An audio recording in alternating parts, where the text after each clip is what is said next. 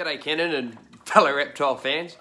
My name's Nick, and basically, as I can see over in the northern hemisphere, all you guys are starting to come back into summer and able to let your reptiles out to enjoy some warmth.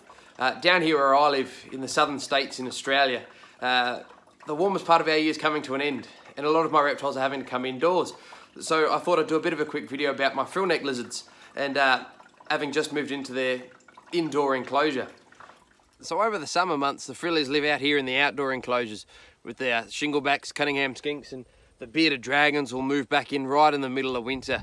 Over spring and autumn, there's a few sunny days where they get to come out, but they really want a temperature where it's above 25 degrees Celsius before it gets a bit too chilly. But on any day where it approaches that, they might come out for a couple of hours and get some natural UV, but throughout the winter, it's indoors to stay nice and warm. Basically, it's a converted TV cabinet. What we've done is we've painted the inside with a pond liner, because if you know anything about North Queensland and the Northern Territory where these guys come from, they like it quite humid. And I've done my best to deck it out and make it as interesting as possible and make the most available space to use in a fairly small area by adding shelves and things like this. It's pretty easy for people to get caught up on how many inches or how many feet wide an enclosure's got to be, but if it's not usable space, it doesn't really apply. So for frilled neck lizards, vertical space is what's really important. So lots of vertical branches. We've made a bit of a fake termite mound here and a bit of a waterfall. As far as heating and lighting goes, these guys are of course found in the northern states of Australia and the southern parts of New Guinea. So they want a fairly high UV output, particularly our Australian frilled neck lizards. So they've got a 10.0 UV bulb going across the top, and we've got a couple of Exoterra heat lamps to provide heat throughout the day. One of which is sitting right over the top of a basking cell. So right on here it gets to sort of 50 degrees Celsius for all you guys who speak the real tongue. And other light over there basically just provides some ambient heat. So as far as diet goes, these guys are entirely insectivorous. Very rarely they'll take a few chopped up greens, but basically living off king mealworms and black field crickets and the occasional moths and grasshoppers and the like.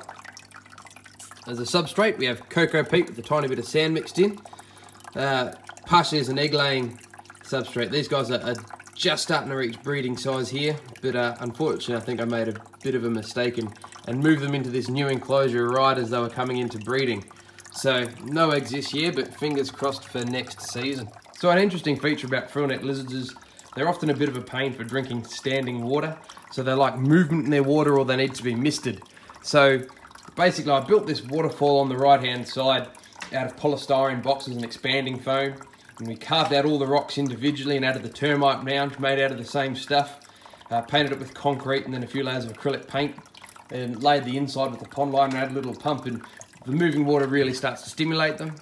And over the summer months I put in a tiny little 15-volt water heater, and we can bump the humidity in there to really stir up some breeding activity. Anyway guys, thanks for watching. I hope you enjoyed the bit of a video on how I keep my frill necks and how we built our enclosure and that sort of thing. Thanks for Tom and Kenan for letting us share this with all of you. If you do want to see any more of the reptiles that we keep here, such as venomous snakes and crocodiles and things, feel free to check us out at Wicked Wildlife. Other than that guys, I look forward to watching the rest of yours videos, and have a good one and take care.